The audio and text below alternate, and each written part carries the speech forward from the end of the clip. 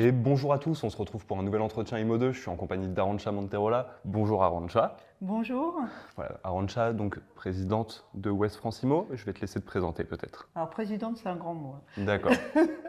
J'ai un président au-dessus de moi, mais je suis directrice de westfrancimo.com. Et donc, c'est une business unit dans le cadre du groupe Ouest France, qui est dédié au site Ouest France IMO. Alors, est-ce que tu peux m'en dire un petit peu plus sur qu'est-ce que tu fais, toi, au sein du groupe Ouest France et pourquoi on t'a invité aujourd'hui? Je dirige westfrancimo.com, qui est un site d'immobilier résidentiel, qui est dédié en fait au marché immobilier breton, Pays de Loire et Basse-Normandie. On est sur trois régions. Et effectivement, j'ai dans mes équipes des développeurs, des gens qui font du marketing digital, des commerciaux et des assistantes commerciales, tout ça en fait comme si c'était une petite entreprise, mais au sein du groupe Ouest France. Alors justement, est-ce que tu peux m'en dire un petit peu plus sur justement cette intégration au sein du groupe Ouest France? Qu'est-ce que ça vous apporte? En quoi c'est un avantage? En quoi ça peut être un désavantage? Déjà, se dire qu'au départ, le groupe Ouest France, en tant que média, avait traditionnellement et il y a fort longtemps dans son quotidien régional des annonces aussi bien immobilières qu'automobiles qu'emploi. Quand il y a eu l'émergence de l'Internet qui est arrivé en fait dans les années fin 90, l'intelligence de ce groupe, ça a été de se dire nos petites annonces dans un marché local lié au papier, ça va disparaître et il faut qu'on se mette en fait sur le média Internet. Ils ont eu du flair. Voilà, il y a eu du flair, mais il y a eu encore plus de flair qui est d'intégrer ces sites-là en créant une filiale numérique et ne pas le faire en fait dans le groupe Ouest France qui était effectivement très tourné autour du papier. Puisqu'à l'époque, il n'y avait pas encore en fait, de westfrance.fr, en fait, tout le site actu qu'on connaît aujourd'hui. Et donc c'est important de le préciser, en fait, vous n'êtes pas la rubrique petites annonces immobilières de Ouest France, vous êtes un portail immobilier à part entière, avec effectivement des collaborateurs, mais aussi une stratégie qui vous est propre. Et cette stratégie, elle repose beaucoup sur le local. Et j'aimerais que tu m'en parles un petit peu parce qu'on peut avoir l'impression que ce positionnement local enferme, où on peut se dire ce portail il n'est pas pour moi, donc on va revenir là-dessus, mais est-ce que déjà tu peux me parler un petit peu plus de ce positionnement sur la Bretagne, Basse-Normandie et la Loire? C'est ça que tu m'as dit? Pays de Loire. Pays de Loire. Alors pourquoi ce local? Parce que historiquement, notre quotidien était positionné là. Donc on avait aussi des forces de vente qui étaient positionnées sur ces territoires-là. Vous aviez déjà la présence. Voilà, on avait un fort maillage territorial et des commerciaux fortement présents et qui pouvaient donc aller assez rapidement rencontrer les agences immobilières qui étaient clientes historiques en fait, du média papier et il était plus facile de les convaincre en local de basculer sur le média web et de prendre des positions il y a très longtemps, enfin il y a plus de 20 ans, sur ce marché-là. Du coup, en fait, ça c'était en fait la facilité de bascule d'annonce papier à annonce web par un fort maillage territorial. Fort de ça, effectivement, on a bien maîtrisé aussi les attentes des internautes en termes d'immobilier local. Et du coup, on a positionné notre site pour répondre à ces attentes-là. Et on a eu toute une stratégie pour avoir toute l'offre locale et vraiment toute l'offre locale. Donc c'est pour ça qu'aujourd'hui, si on fait exception du marché de la petite annonce de particulier, on est les premiers, y compris devant le Bon Coin, en volume d'annonces sur Ouest France IMO par rapport aux autres portails. Et c'est bien en fait cette volonté d'avoir toute l'offre locale qui a amené en fait toute cette stratégie, du coup le succès des internautes. Alors c'est intéressant. Alors juste une petite question, comment est-ce qu'on fait quand on a un portail et qu'on veut avoir toute l'offre locale? Imaginons qu'il y a les gens de Est France IMO qui pourraient nous regarder aujourd'hui. Ce serait quoi le conseil que tu leur donnerais pour aller prendre les parts de marché à certains concurrents? Alors déjà, on l'a fait à une époque où c'était possible. Il y a le timing. Voilà, c'était time to market et on l'a pris très très en amont en même temps que les pure players. Donc S-Francimo, c'est un petit peu trop tard pour eux. Voilà, c'est un petit peu compliqué parce qu'effectivement, il y a des portails aujourd'hui qui sont installés, qui font bien le job et qui aujourd'hui répondent à la demande des internautes en matière de recherche, quand on est dans de l'immobilier résidentiel classique et portail classique.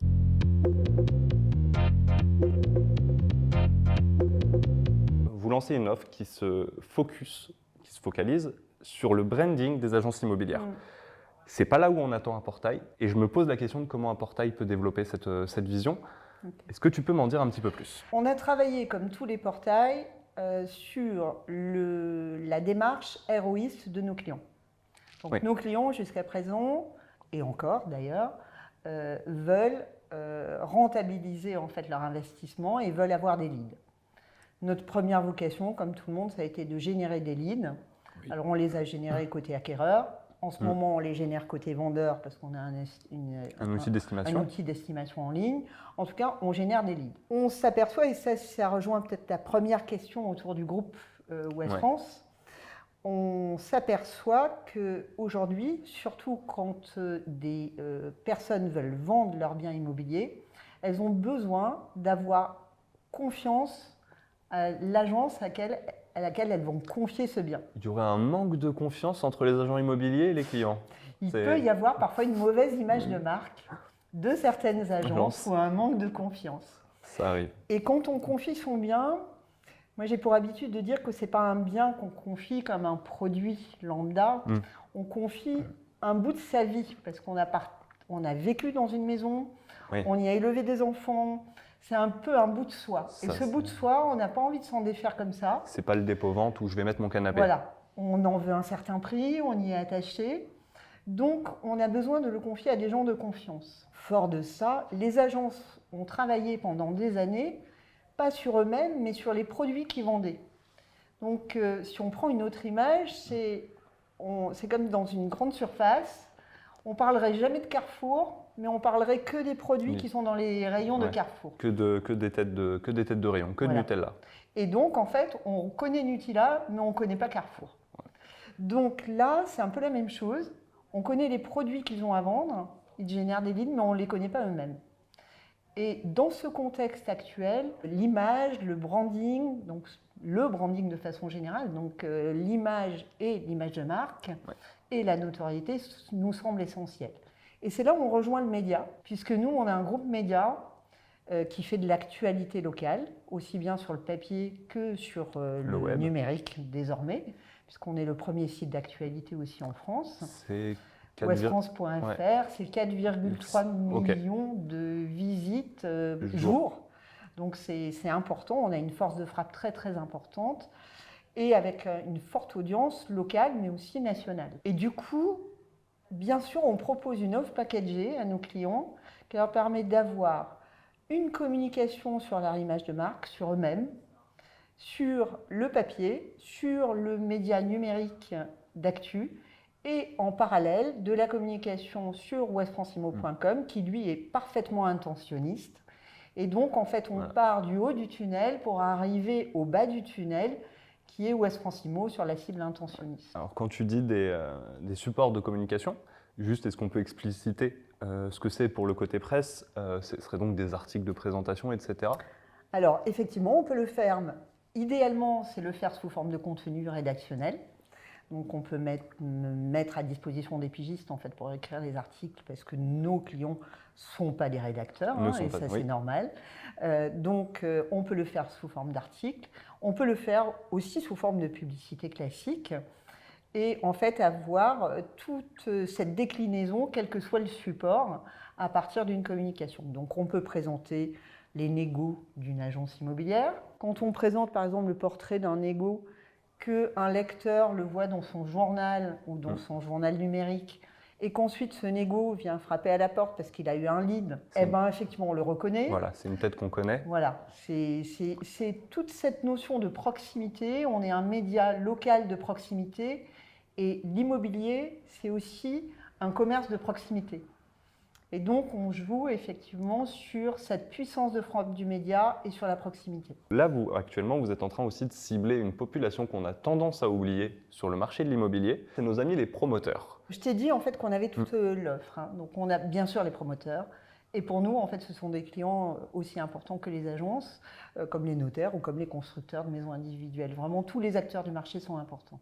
Les promoteurs, en ce moment, effectivement, il n'y a pas d'offre. Le foncier est cher. Il y a eu, à cause du confinement, des problématiques en fait, Des délais, de délai. La construction est chère, les matériaux ne sont pas là. Enfin, on connaît tous ces sujets-là. Et puis en plus, en ce moment, avec l'écologie, c'est un petit Voilà. peu, ils se font un petit peu taper sur les doigts. À chaque fois qu'ils mettent des programmes, à chaque fois, il y a des recours, de plus en plus de recours. Et effectivement, d'ailleurs, notre média parle de ces recours-là aussi, d'ailleurs, oui. Puisqu'en fait, on est obligé aussi C'est de l'information. de parler effectivement des gens qui font les recours. Donc, fort de ça, les promoteurs, pour moi, ont encore plus intérêt à parler d'eux-mêmes. Depuis des années, eux ne parlent que des produits qu'ils lancent. Donc, ce qu'on a réfléchi avec la rédaction là, de Ouest France, c'est une solution qu'on a appelée Ouest France Communication sur une thématique qui est immobilier, ville de demain. Le concept, c'est d'interviewer des promoteurs qui achètent une solution packagée d'articles. C'est soit 3, soit 6, soit 9 articles, il y a différentes solutions. Ils sont interviewés par des journalistes, mais sur ces thématiques-là. Donc, ils peuvent développer, par exemple, la construction écologique de leurs bâtiments, comment ils intègrent les centres-villes et comment, avec les collectivités, ils créent de véritables centres-villes. Voilà. Qu'est-ce que la Smart City ou qu'est-ce que la ville de demain et comment est-ce qu'ils aussi peuvent s'intégrer dans un écosystème sain? C'est exactement ça, c'est comment ils sont acteurs de la création de l'espace de la ville et de l'espace de vie des gens. Avec des personnes qui sont aujourd'hui de plus en plus intégrées dans leur bassin, enfin dans leur bâtiment pour vivre, avec des jardins sur les toits, avec des choses collectives. C'est ça, donc, des espaces partagés, voilà. etc. L'immobilier d'entreprise, en ce moment, il y a eu plein de questions. Est-ce que ça va fermer? Est-ce que le télétravail a complètement réduit à néant le besoin de bureau? Les premiers chiffres tendent à montrer que non, tendent à montrer que ce pan du secteur immobilier va très bien. Et je crois que Ouest France Immo a une news sur le sujet, a une actualité. Est-ce que tu peux nous en parler un petit peu plus, faire l'annonce? Alors, effectivement, l'annonce, c'est qu'on vient d'acquérir une société qui s'appelle Octea. Octea n'est pas connue, mais dans Octea, il y a 2 sites. Il y a Cession PME, qui lui est connu en fait dans le milieu de l'immobilier professionnel, et aussi un site moins connu, mais qui s'appelle Belle Pierre. D'accord. Qui est de l'immobilier en fait plutôt positionné de caractère ou de prestige. Donc en fait, on vient de faire l'acquisition de ces 2 sites. Est-ce que tu peux m'en dire un petit peu plus sur cette stratégie? Déjà, pourquoi avoir racheté plutôt qu'avoir construit soi-même? Et pourquoi ce choix de se positionner sur le secteur? Alors déjà, juste très rapidement, pourquoi on a besoin d'investir? Parce que Ouest France Immo donc, est sur la niche locale, et c'est pas qu'on a atteint notre plafond de verre, ça serait prétentieux quand même de dire ça, mais on est quand même à 65% de taux de pénétration client, on a bien marketé nos offres, il y a toujours des choses à faire, mais on est quand même... Vous êtes satisfait de ce qu'il y a? Voilà. Il y a une base solide, Voilà. On va dire ça. C'est solide, il faut qu'on la maintienne, il faut qu'on continue à innover là-dessus pour toujours exister sur ce marché local. On aurait pu se dire, est-ce qu'on va sur le marché national?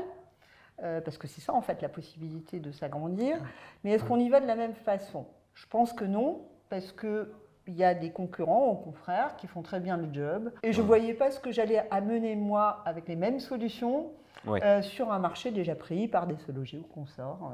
Donc on sait faire en fait du développement de l'internet de niche, puisqu'on l'a fait en région. Et donc c'est quelque chose qu'on maîtrise. Donc on s'est dit on va développer par la niche, directement en national, mais du coup sur un secteur qu'on n'a pas, qui est l'immobilier de bureau, ou l'immobilier plutôt professionnel, puisqu'en effet, Cession PME, c'est son nom, vient du fonds de commerce et de la cession d'entreprise, et non pas du bureau. Donc c'est très restrictif de dire que c'est que du bureau, puisqu'il y a aussi en fait du fonds de commerce, mais il y a aussi de la cession d'entreprise. Il y a aussi de la franchise. Ce qui ne sont pas les mêmes leviers, ce n'est pas les mêmes valorisations. Là, j'ai des droits de gérance. Enfin, il y a des choses qui se vendent qui ne sont pas du tout. En fait, on sort de l'immobilier pour vendre du business. C'est ça.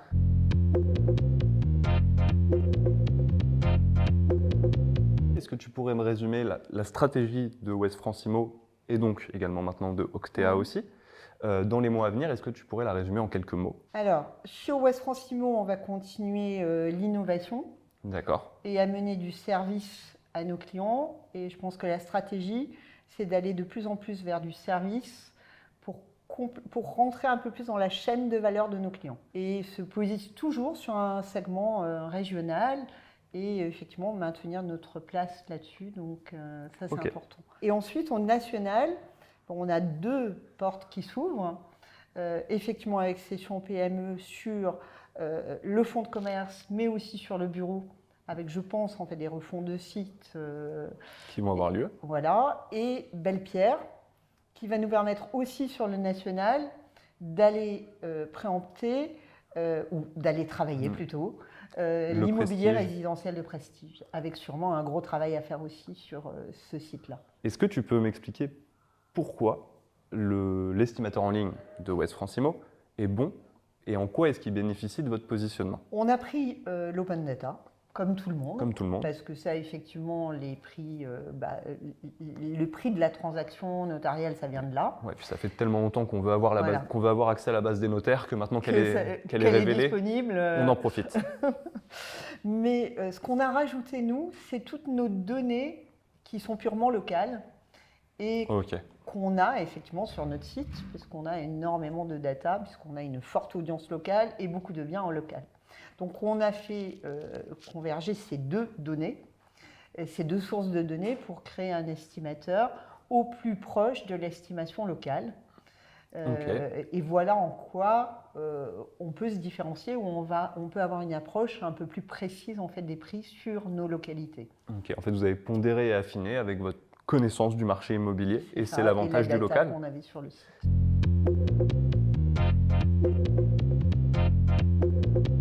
Tu me parlais de 65% de taux de pénétration, donc vous connaissez très très bien le marché de l'ouest de la France. Tu es aujourd'hui à Montreuil dans les bureaux d'Immo 2. Je vais te poser une question. J'en profite d'avoir justement quelqu'un de breton à côté de moi. Est-ce que c'est vrai que les Parisiens viennent en masse en Bretagne ou est-ce que c'est une rumeur? Vous avez les chiffres, on va démystifier cette chose. Est-ce que c'est vrai, oui ou non? Et est-ce qu'on fait augmenter les prix? Alors, aujourd'hui, les Parisiens, sur West France Immo, la première audience en ce moment, c'est l'audience qui vient d'Île-de-France. C'est 30% de notre audience. En même temps, ça n'est que 30%. Il y a quand même 70% qui est de l'audience locale. Voilà. Donc, c'est bien des gens qui cherchent en local et qui continuent à vouloir habiter dans d'autres endroits en local. Les Parisiens cherchent. Je pense que le confinement, le télétravail, tout ça, en fait, favorise la recherche vers... je pense que les Parisiens se projettent sur des régions peut-être un peu plus sympathiques ou au bord de mer ou... en tout cas, ou peut-être de l'espace, tout simplement, à des prix équivalents, des maisons plus grandes, des jardins, les gens sont pas contents. Confort de vie. Les gens ne sont pas contents à 900 € par mois les 18 mètres carrés à Paris? C'est peut-être ça.